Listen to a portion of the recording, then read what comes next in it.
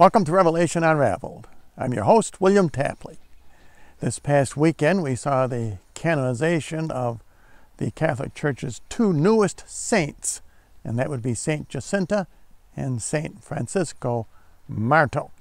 And I had asked you to look for evil signs and symbols at the canonization, and I did not see the logo for the New World Order this time, but they did have a very ugly monstrance. Maybe I can show this to you. You can see what it looks like. It looks to me like snakes coming out of the Eucharist. I don't know if that's what they planned or not, but Satan is the author of ugliness. Make no mistake about it. And then the crucifix behind the altar was very odd. I'd never seen anything like this before. I guess you can see that. I think they're trying to combine the cross of the crucifixion with the resurrected Christ, although Jesus' hands look like they are being resurrected, but his feet are nailed together as if they were on the cross. In any event, it's certainly not very successful artistic representation of either the crucifixion or the resurrection. Remember, Jesus did not resurrect from the cross. He resurrected from the tomb. And the most interesting part to me of this whole canonization ceremony was when Pope Francis claimed that he was the Bishop in White, as found in the Third Secret of Fatima. This is really amazing. And I came across this article in Rorate Caeli, and let me read part of this for you. Francis in Fatima, I am the bishop dressed in white. This is really amazing. Well, it's quite a claim Pope Francis will make officially in his visit to Fatima, Portugal, that starts today. And I believe the date line on this article is either Friday the 12th or Saturday, May the 13th. Let us first recall the reference to the Bishop in White made in the third part of the secret, made public on May 13th, 2000. And I will let you look up the Third Secret of Fatima. I did a video on it before I read the entire secret, and if I can find it, I'll put a link to it below. The Vatican explanation at the time was that the bishop dressed in white was then reigning Pope John Paul II, whose life had almost ended on another May the 13th, 1981, with a murder attempt at St. Peter's Square.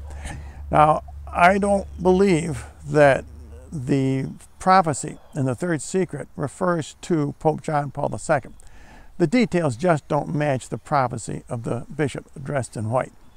Remember, the seers, Jacinta, Francisco, and Lucia, said, "We thought he was the Pope." And that means that there is some discrepancy. Maybe a lot of other people think he is not the Pope. And that would fit Pope Benedict, but not Pope Francis, because most people consider Francis to be the true Pope, but not me, and I don't believe Francisca, Jacinta, or Lucia thought he was the true Pope either. Now, in the official missal of his visit to Fatima today and tomorrow, in the prayer specifically written for this day, Francis himself identifies himself as the bishop dressed in white. Now, this is really amazing, and I think there are two reasons for this. First of all, if Pope Francis can convince people that he is the bishop dressed in white, as prophesied in the Third Secret, then he cannot be the false prophet, because the false prophet is cast alive into hell, whereas the bishop dressed in white is martyred. It would also bring about a lot of sympathy for him as a person if people think that he will be martyred. I believe it's all phony baloney. The second reason, I believe this indicates that Pope Francis will stage a false flag, and he will have someone try to assassinate him, but it will be a failure. And then he will say, "The prophecy of Fatima is complete now. The 100 years are up. I was the bishop dressed in white, but I survived the assassination attempt." And of course, what he won't tell you is that the prophecy has yet to be fulfilled, and it will be Pope Benedict who actually is martyred. And of course, Pope Francis unknowingly will fulfill the prophecy in the book of Revelation about the Antichrist. Remember, the Antichrist suffers a fatal head wound. And the false prophets tell you that the Antichrist himself suffers this wound. But, of course, the Antichrist has 7 heads, and I believe it is his number 1 head, the false prophet, who suffers the fatal wound.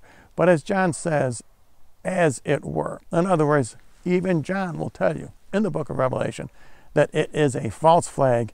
And I am predicting right now that Pope Francis will very soon carry out this false flag in his mind in order to convince you that he is going to be a martyr and to elicit your sympathy.